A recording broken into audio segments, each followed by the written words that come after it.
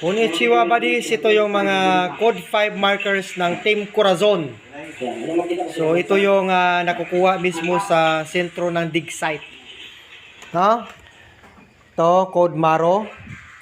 Malaking bilog na bato. Ito siya. Tinatawag nating Tamago marker. Kulay brown.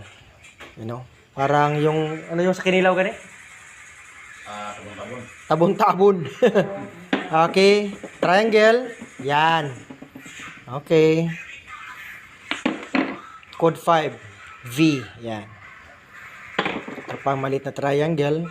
Ito siya ang code Maro. Bilog.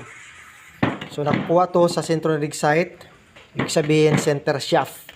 So, ito yung heart o kukuru. Okay.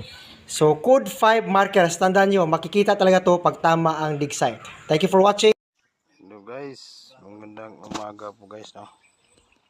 Ganito na po yung status natin na mula dyan sa orange na yan. 3 meters po yan. Tapos ito naman, kasunod yung yan yung black sand na yan. Na yung halo niya ito.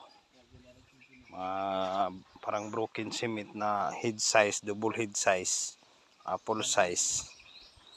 Tapos mag 2 meters na po tayo. Hanggang ngayon ganito lang po siya, no. Tapos ito po yung pinakamaganda po nating nakita, no.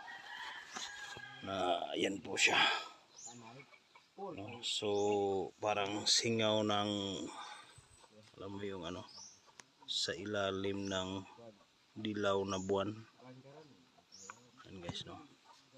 Napakarami po siya. So yan po ang kintab. Hindi ko na lang po banggitin kung